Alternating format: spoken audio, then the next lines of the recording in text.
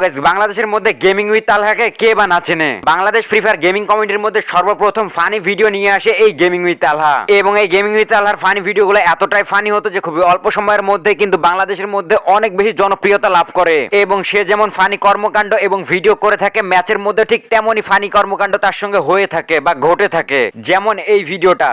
আমার আসতে দাও, কিন্তু ডেঞ্জারটা দেওয়ার পরে ভাই অতীতের কথা মনে পড়ে গেল। আর অন্তরে গাইতে থাকলো, মানে অন্তরে আঘাত করলো। ঠিক আছে, ওই যে কিন্তু এরা এত দূর তো আসে কি রে? আবার আল্লাহ আস্তাগফিরুল্লাহ লা ইলাহা ইল্লাল্লাহু মুহাম্মাদুর রাসূলুল্লাহ, এটা কি দেখলাম আমি? আয় হায়, ওরা আসলো কিছে?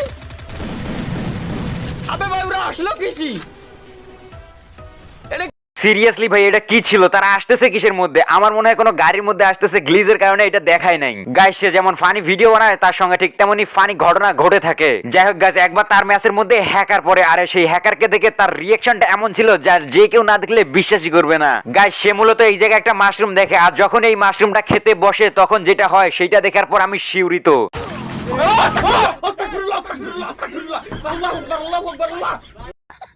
গাইস, তোমরা যাই বলো আর তাই বলো, সে কিন্তু আসলে একটা হাসির রাজা। যাই হোক গাইস, তোমাদের সাথেও কি এই ধরনের ঘটনা কখনো ঘটছিল কিনা সেটা অবশ্যই তুমি কমেন্ট করে জানাতে পারো।